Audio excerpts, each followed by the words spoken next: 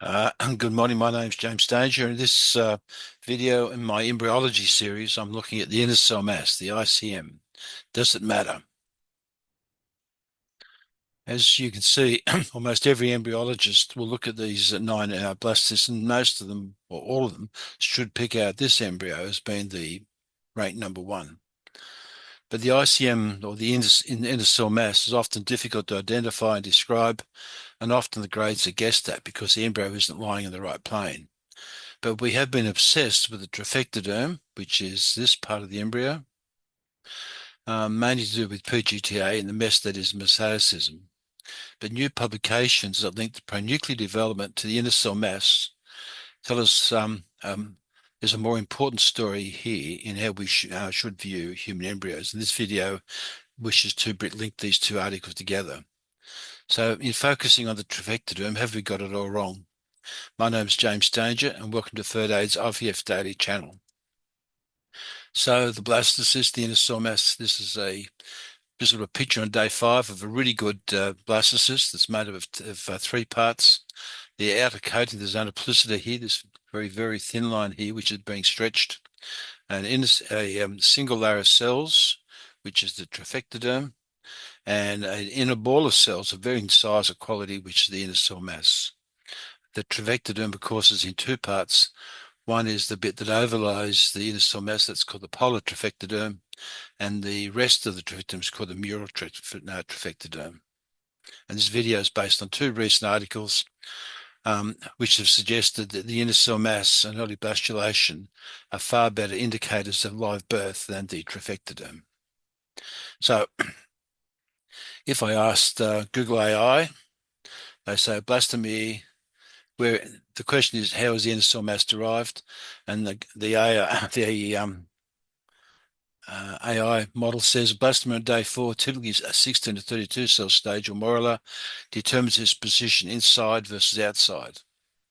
This process is known as the inside-outside model, where outer cells become the placenta-forming trophectoderm and the inner cells become the inner cell mass from the baby. And as you can see in these graphics here, this is the on the way from a 8 to a 16 cell stage embryo, then into a 32 cell stage.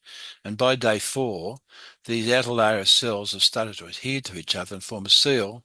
And you end up with some cells which are stuck in the middle, and they will end up becoming the inner mass. You can't see that until the sealed outer cells start to create a blastocele cavity, which can then identify the true nature of the inner cell mass. So you can't see this until day 5, and these graphics indicate that the inside-outside model, and basically these cells here, which are in contact with every other cell, which theoretically tells these cells that they are the inner cell mass. But I will present some data shortly to suggest that these cells already know they're destined to become the inner cell mass. It's not by chance that they're inside, it's by design. I just need to go back and focus a little bit on the dynamic nature of the ICM and the trophectoderm, because they become integral later on. So this graphic here is a really good article in Developmental Cell. We're on day 5. This is what you see on the microscope, a very thin layer of trophectoderm cells, and only a few, maybe 10 to 20, maybe 50 or 100 inner cell mass cells, which will ultimately form the epiblast and the fetus. But by day 6 and then day 7, this paper suggests several things. One is that the mural trophectoderm starts to actually lose cell or the division becomes less important, but the inner cell mass starts to proliferate very quickly and differentiate into the epiblast and hyperblast. But critically, the the polar trophectoderm cells start to differentiate very rapidly, and therefore, by day 7, a lot of what you can see as the inner cell mass is in fact largely polar trophectoderm. But I need to make a point here that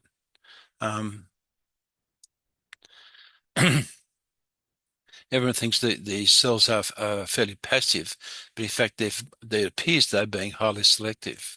And there is this argument of embryonic ploidy correction, an update on mechanisms, insight from mosaic embryo transfers, where people put back mosaic embryos 20, 30, 40% mosaicism, 20–30% aneuploid cells in the embryo, but when they put the embryo back and they look at the baby, it is normal. That is all the abnormal cells in the inner cell mass appear to have been lost in some way. And so the authors, which is also a good article, it's free, and I would recommend everyone read this. Either that some of these mosaic cells develop slowly and therefore they don't implant or they miscarry, but a lot of aneuploid cells either marked for arrest and they undergo apoptosis, and so they're actually removed from the inner cell mass. Another one that people like to talk about, but I'm not quite sure how strong the data is, that a lot of abnormal aneuploid cells in the inner cell mass are shunted to the outside and end up being in trophectoderm. And there's another article, another section they spend a lot of time talking about, where if you have extra chromosomes, there are some mechanisms the cell has available to get rid of extra chromosomes. But the reality is, this paper underscores that the embryo viability is not solely determined by pre-implantation karyotype. It introduces the concept of self-repair or self-regulation. Good cells exclude bad cells from the inner cell mass, self-correction, but this is a fundamental flaw of the PGT-A, which everyone recognises. So I like to make the point here that the inner cell mass, in my view, is very dynamic. Aneuploid or abnormal cells are lost or removed. Day 5 is the very earliest stage to assess it, although already been predetermined. The trophoblast of the trophectodermal cells over the inner cell mass are quite different. And in some ways, Dave Gardner's definition is basic and maybe not fit for purpose going forward. The appearance has yet to be fully explored and described, and the size and function of the number of cells internalized during the moral stage and early birth are critical. And I'd like to make a point that I bet the AI systems focusing on each individual phase, every 15 minutes of embryo development, are focusing very much on the nature of the inner cell mass, even though you don't know that it's doing it. Therefore, the size and structure of the inner cell mass reflects the efficiency of the cleavage and compaction phases, and to some extent euploidy. I think it's all linked.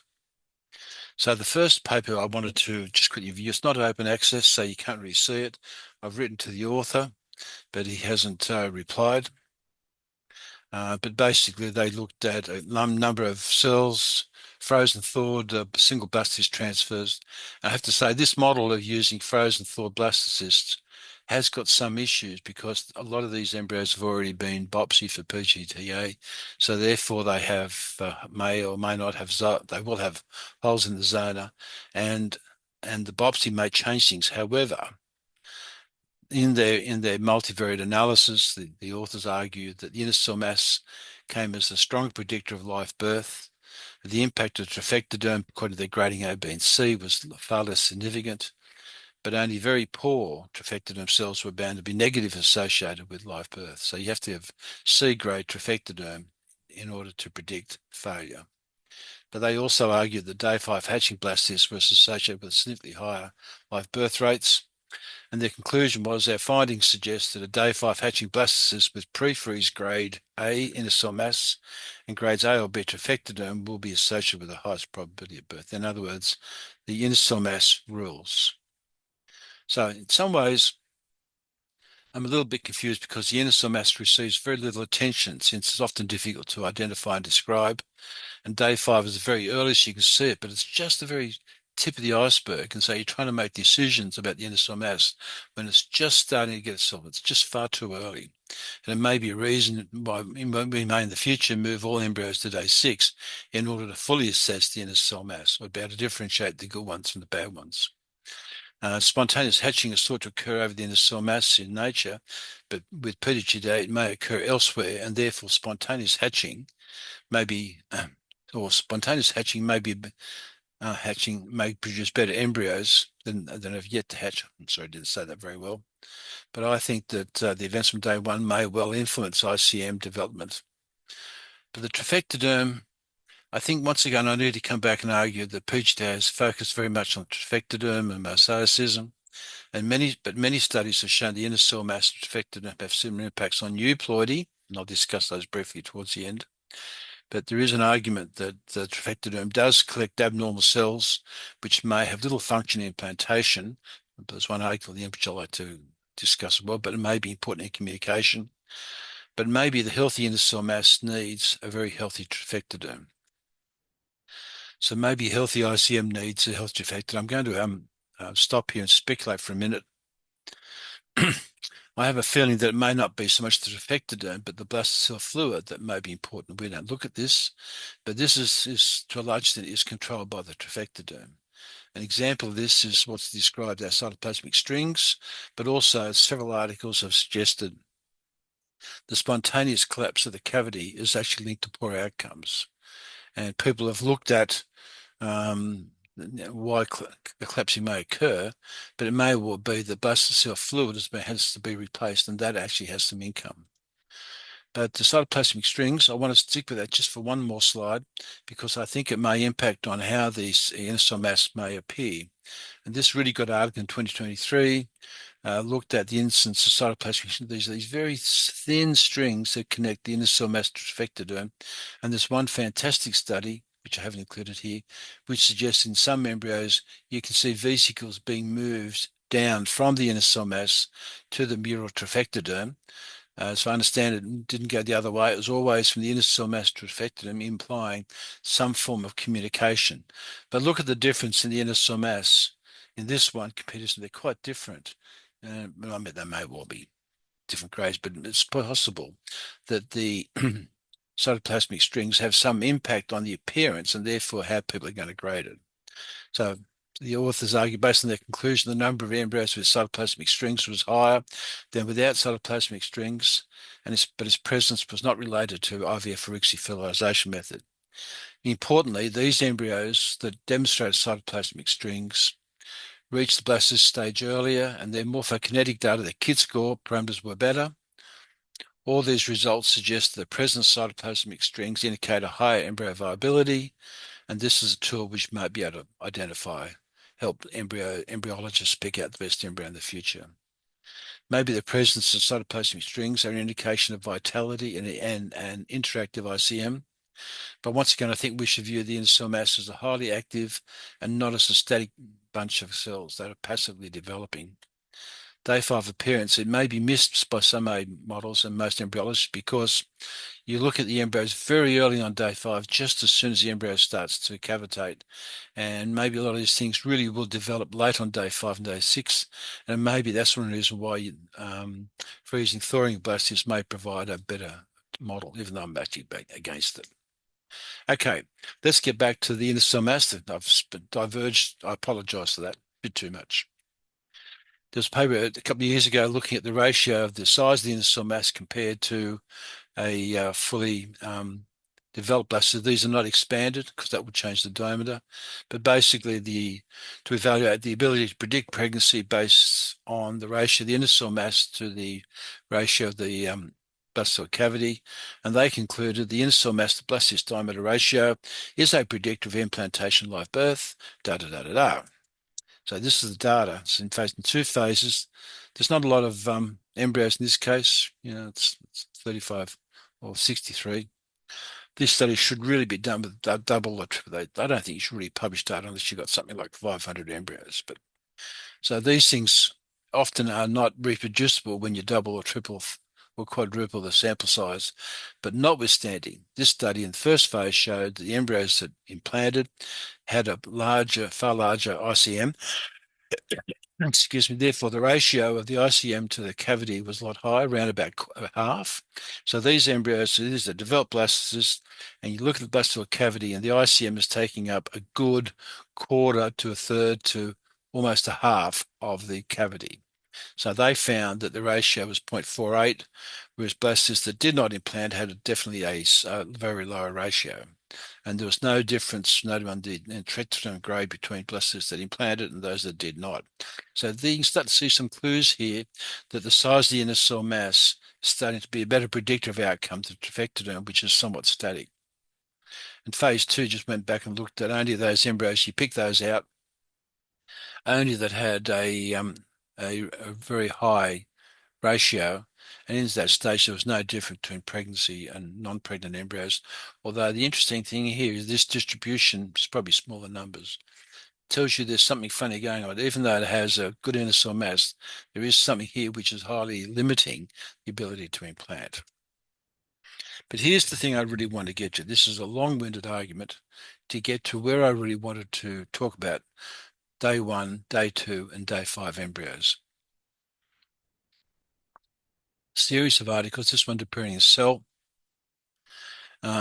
So the point here is there is currently some debate on how human embryos first cleaves. There is also new information suggesting that each blastomy may not be identical in the developmental pathway to the epiblast of phyllophates. The cytoplasm appears to produce differing proteins in relation to sperm activation, which I'll show in a second. And the process that governs the orientation of the first cleavage plane relative to the orientation of the pronuclear polar body is staggering its implications in how it's actually separating out epiblast and trophectoderm cells. My comment here that IVF and ICSI appear to behave in similar fashion, although there are some papers that dispute that, but maternal age appears to impact pronuclear development really importantly.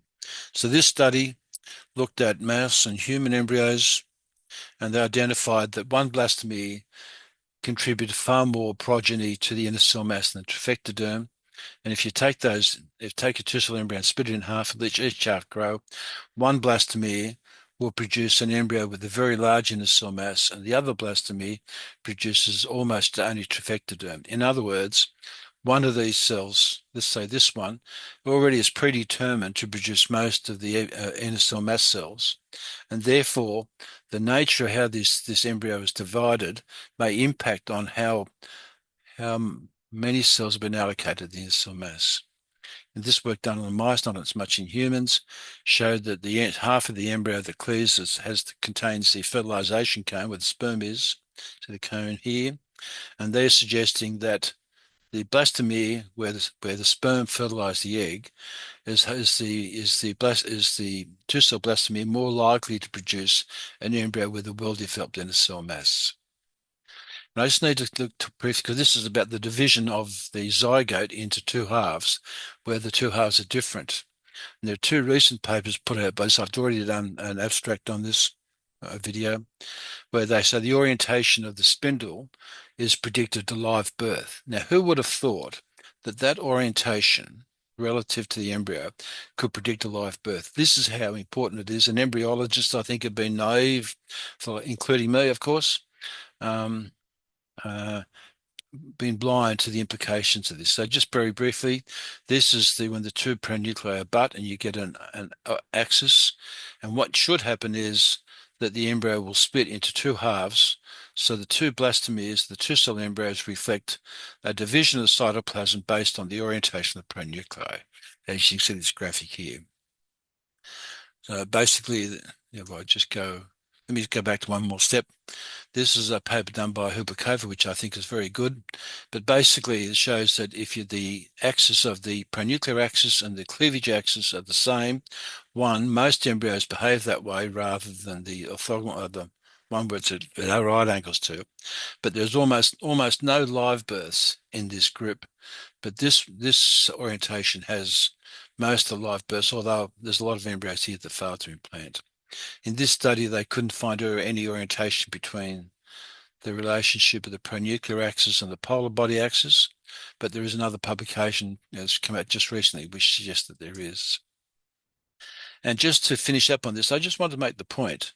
One is that there's the impact of age. So this is a graphic from Hubakova's paper showing the centrosomes, which are derived in the humans from the male pronucleus, and they should fit neatly at the junction of the two malformed pronuclei, form mitotic spindle, pull the chromosomes apart into two separate blastomeres, and that's, so you're splitting the embryo, splitting the zygote in half.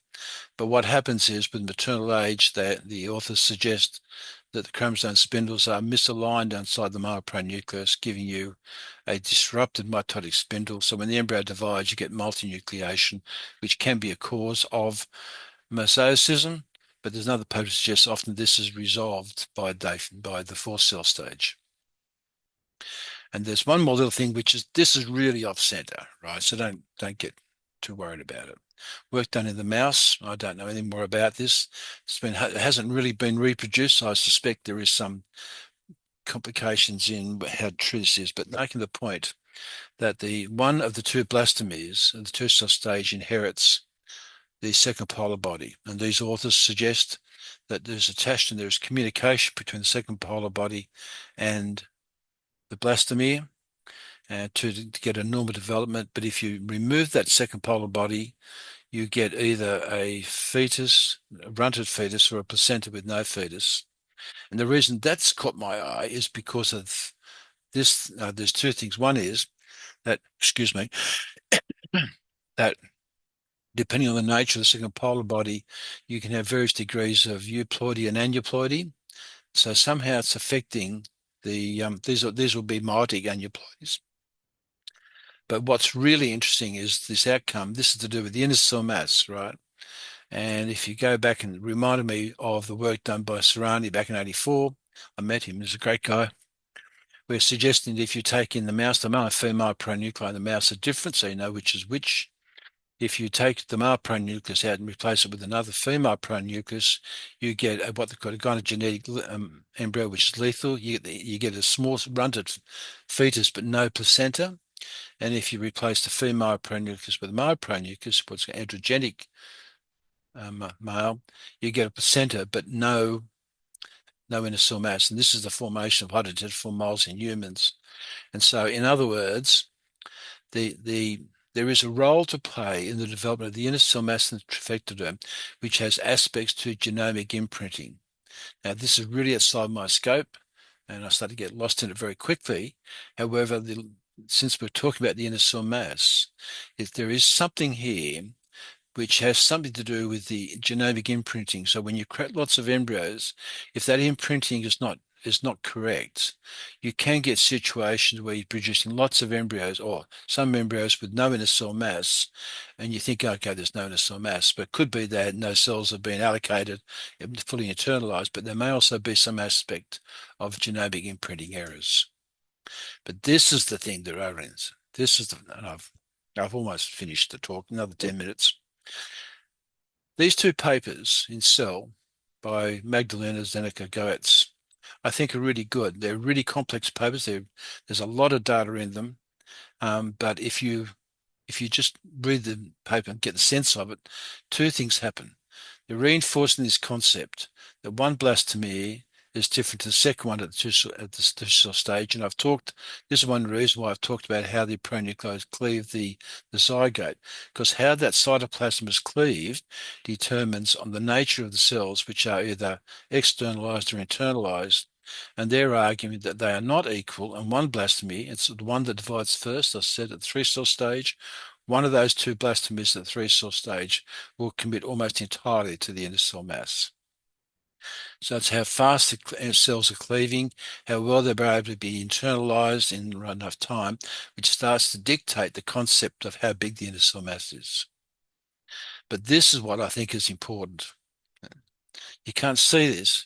And this has to be reproduced, and it may well be that it's not quite as straightforward. However, the authors have gone back and looked at the type of protein in the zygote after fertilization. They've identified there are two particular profiles, an alpha and a beta profile of protein. There's hundreds and hundreds of proteins in these profiles, but they're quite separate.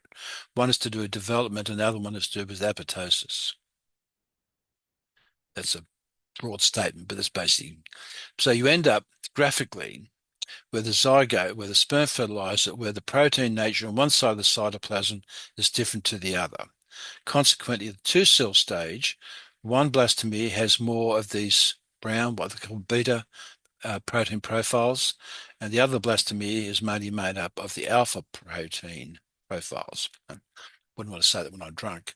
But the concept is that if there's a neat division of the zygote, such that one blastomere is largely beta protein, the other one, then you get an embryo with a very well-developed inner cell mass.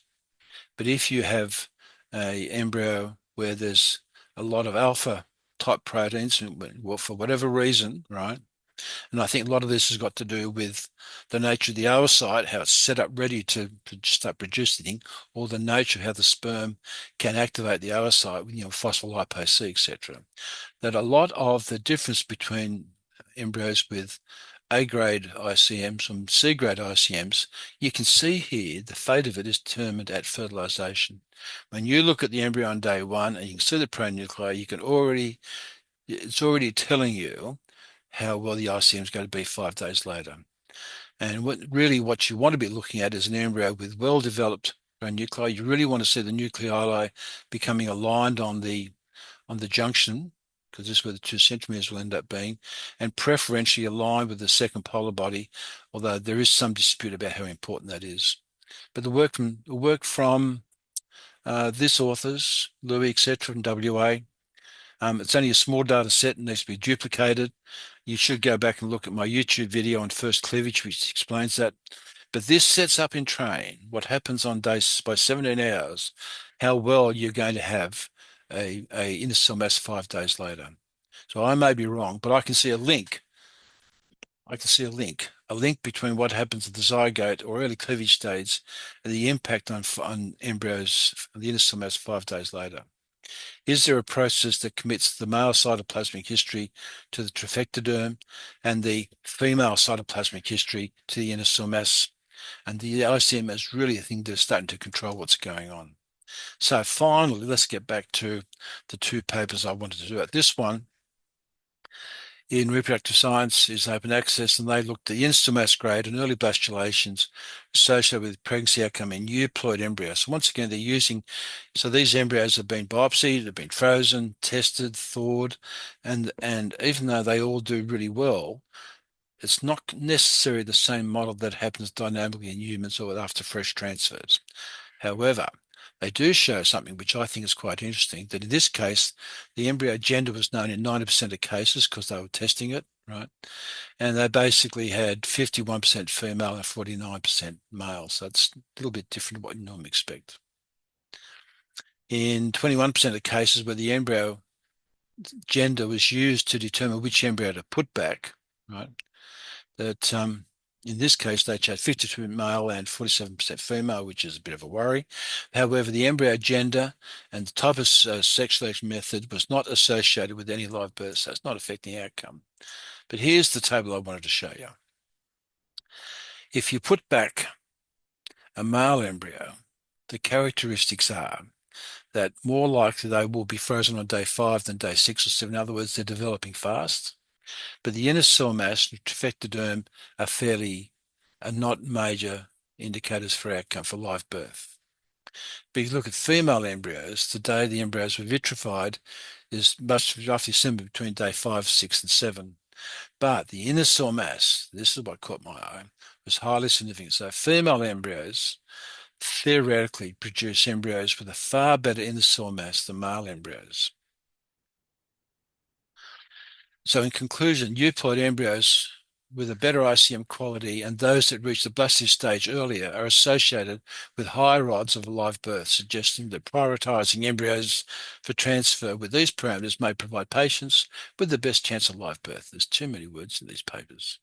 Male and female embryos may not behave identically, but in terms of live birth, they appear to have similar outcomes. Male embryos may develop faster, but the ICM takes longer to develop.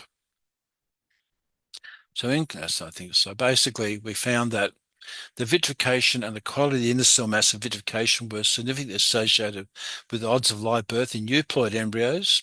In contrast, and this is important, in contrast, the trophectoderm vitrification, the gender of the embryo, and whether it was selected for transfer was not associated with live birth.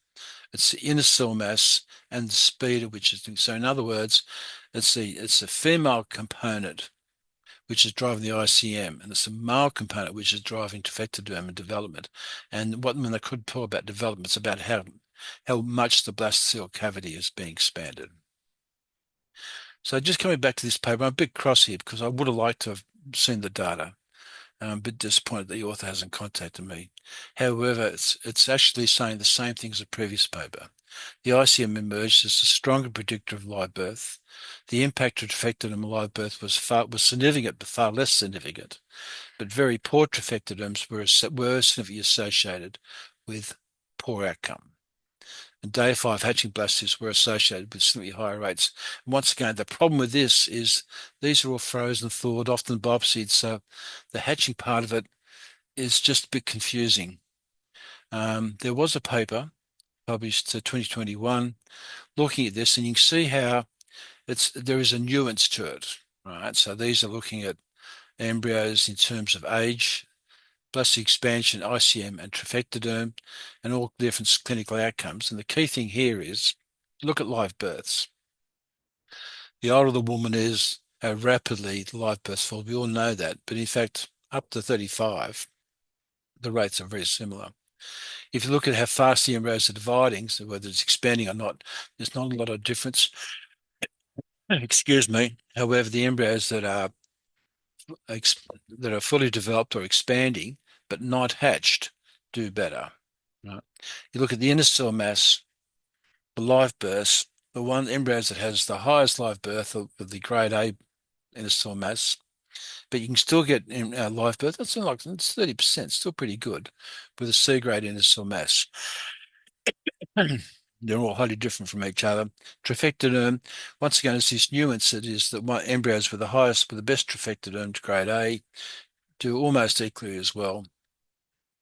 But the difference here is that a poor grade ICM and a poor grade trophectoderm are associated with miscarriage, but the miscarriage rate is more with a poor ICM, and this is almost certainly due to as a marker of aneuploidy. So when the inner cell mass is poor, that is a strong, increasingly stronger, a visual clue that the embryo is aneuploid. And just a few little papers, just at the very end, just as a tidy up. This was one published late last year looking at euploid embryos that don't implant, and they were looking at the transcripts of the mural trophectoderm, and these authors concluded that the mural trophectoderm gene expression differed significantly between euploid embryos that attached and those that did not attach, highlighting molecular pathways potentially linked to implantation success. So here I'm backstepping a little bit and arguing that in fact the trophectoderm has got some role of implantation, and whether it's to do with the polar trophectoderm or not, but they were arguing that if you look at the embryos that implant and don't implant, the transcripts for these trophectoderm cells are different, and no one knows exactly what that means. And the last one, this is a whole lot of stuff I shouldn't put this slide on.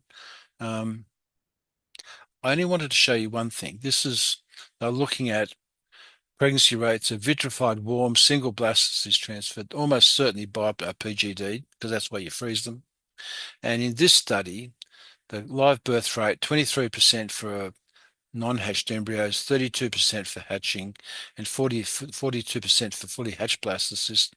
So they're suggesting in this case, the embryos that have hatched out. Now, these have been thawed, frozen thawed, with 1 or 2 zonal drilled holes in it, most likely. So these embryos are hatching out. So it's a sign of vitality. But I'm not sure that's what happens in nature. There's a few posters suggesting these hatching ones are better than the fully hatched. And a clue to that comes in this paper, looking at the serum HCG levels, May last year. They concluded the completely hatched blastocysts with an expansion grade 6 were associated with lower early serum HCG levels compared to partially hatched grades 4 and 5. And if you look at their data, this is down here. So it's not really that much difference, but statistically it is. But embryos that have already hatched and put back have on day 9 post-transfer have HCG of 18, but if they're partially hatched, they were 133. So it's not a lot, but statistically it's highly significant. And likewise for day 11, 290, it's not quite as much. So in other words, embryos that are partially hatched but not hatched when they're put back are probably far more vital, and therefore you get a far better attachment and early development HCG. Maybe the fully hatched ones have problems finding the right way to orientate to attach. But I thought this was interesting. Once again, it's not a lot of cases, but in terms of completely hatched, partially hatched, embryos that partially hatched at a slightly higher. So these are all euploid embryos. So the miscarriage rate is only about well, it's 14% rather than 25%, so it's pretty good. And so, between 14.5 and 12.5, but statistics highly significant. So in other words, the embryos that are partially hatched have a better HCG and are slightly less likely to miscarry. So there is something there to do with hatching, but I think the problem is that a lot of these the frozen thorn is a real problem that I think you can't get away. But basically, I just want to finish up with 2 slides to talk about difference between implantation and euploidy. These are some studies, once again, suggesting that day 5 embryos, if you have a really good, yeah, I'll move my face out the window. The fast-growing embryos, the day 5 ones, always have a higher implantation rate, regardless of the quality of good, average, or poor. And day 6 embryos, even though it's a good or average quality, they're still okay. There's 78%, 6%, it's still pretty good. So you wouldn't throw these embryos out. But the bottom line is the embryos that are developing fastest are the ones that have the best inner cell mass, and they're the ones that implant most. And I just one thing, I'll skip that one. And then this is the last paper, I promised, and you're going to have a cup of coffee. These are people they're looking as an indicator for euploidy, so changing the nature of it, I know. But I want to bring in some aspect of embryo quality and age. So this is looking for the prediction of euploidy, showing both inner cell mass trophectoderm both have a strong predictability of euploidy. The finding of the study highlights the predictive value of both ICM and trophectoderm grades in PGT, emphasizing the utility. Everyone's trying to avoid doing biopsy. So in this study, ICM and trophectoderm means basically we see it's the same. Day 5, day 6. So for really good ICMs, there's not much difference between day 5 and day 6. But when you get down to very poor quality, in the instance of euploidy is much the same. But when you get down to very poor quality ICM, you can see that there's increasingly more likely to be aneuploidy than euploidy, particularly if they're slow. So slow embryos with poor inner cell mass, about 75% chance they are aneuploidy. It's not quite so much for trophectoderm, but the bottom line is if you're trying to predict euploidy, a really good ICM and a really good trophectoderm, a really good marker, and in time the AI will actually replace PGD for predicting euploidy. But this is why I put the paper in the talk. This is looking at the inner cell mass grade over age. And once again, how you define the inner cell masses in the eyes of the embryologist. But I think this is interesting that so this is also related to euploidy, etc. So as you get older, you have more aneuploid embryos, but aneuploidy and inner cell mass grade are related. Remember, the inner cell mass is desperately trying to get rid of abnormal aneuploid cells, and only have healthy cells in the inner cell mass. And the older a woman is, the more likely that more and more cells will be aneuploidy. So good ICM, 6% for under 35 is falling to 25%, and a slight rise in really poor ones, but basically it's going from good to fair. And I think at this point in time, we're going to fall into the problem of how we define it. The same thing for trophectoderm. Okay. So this is an important table because it reminds us that regardless of the quality in some mass, it's a function of age and in relation to euploidy at the same time. Age and euploidy go together. But I saved the best paper to last, a very simple one done from some Indian authors a couple of years ago. Reasonable number of cases, but they ranked the embryos by trophectoderm grade, inner cell mass grade, then trophectoderm grade. And basically, the data looks like this. A grade inner cell mass, 48%, 39% 0. But even when you have an A grade trophectoderm, a B grade inner cell mass is only half the pregnancy rate of the embryos with H. So in other words, the trophectoderm is making it as only secondary to the quality of the inner cell mass. Okay, last 3 slides of this. When one looks at the data on the inner cell mass trophectoderm, the difference is minimal and sometimes contradictory, but euploid embryos always do better than non-euploid embryos. That is a marker of the development is a marker of euploidy, especially with the inner cell mass. It seems that a well-developed inner cell mass is a good marker for live births. This makes sense in that trophectoderm leading to implantation is largely linked to male cytoplasmic or epigenetic factors, while the ICM leading to fetal development is linked to female cytoplasmic factors. Well, that's a bit of conjecture, but I'll throw that in. Clearly, both need to be functional, and I think this is the important point. Both need to be functional and fast developing, but the inner cell mass is the more critical leading to live births, which is a feature of euploid embryos. It's not unrealistic to anticipate that the inner cell mass will ultimately be controlling the elements of development. And I'm sure that I've harped on this a couple of times. I'm sure AI programs have been looking at this, and they're using that to predict live birth. And they may well be focusing on the inner cell mass rather than trophectoderm. And I suspect future articles will explore the morphology, cellular tags, and properties of the inner cell mass as a marker of euploidy viability.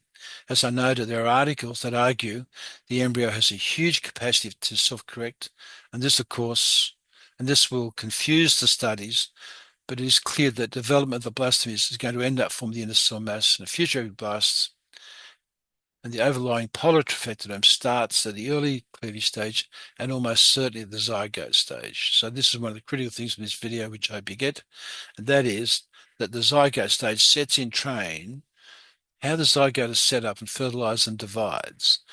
In my view, starts to set up a trainer process that develops the quality of the inner cell mass. The embryologists, therefore, need to become more aware of the importance of the visual clues that allow them to better identify the embryos most likely to lead to a live birth. AI systems, I think, have already got a head start in developing and have an advantage in processing every minute of the embryo's development. The last slide. The role of the embryologist is really just to rank embryos in order for transfer and to determine which ones are viable and stored, which ones are not viable and discarded. We need to appraise all stages of the embryo's pathway, since at each stage there are clues as to how well they're performing. Both the inner cell mass and trophectoderm are critical. The trophectoderm to create an environment where the inner cell mass can develop, and the tools to hatch from the zona pellucida as fast as possible. But I think the inner cell mass needs to start to differentiate to control the attachment and the implantation process as fast as possible. There are degrees of latitude such that slow developing embryos can still have the potential to implant, albeit at a significantly lower rate. However, at the end of the day, the best ICM gives you the highest rate. I hope you've enjoyed the talk. My name is James Danger, I'm embryologist with 50 years experience, and these YouTube videos are an attempt to bridge the gap between information you may need for your fertility treatment and the most recent publications. I'm not a medical person, and this information is not medical advice, but I hope it may help you in asking what questions, may help you in knowing what questions to ask about your treatment with your doctor, and maybe to help in understanding some of the advice you receive. This is sponsored by my FertAid EQA program, which is an online EQA training program at fertaid.com. And I'd like to thank you. I know IVF is a personal journey that involves the action of many techniques, concepts, images, and staff, and it helps to understand all aspects of that journey, and hope there's a value. If you like what I'm doing, tell other clients, and please press subscribe. At this point, I will say goodbye.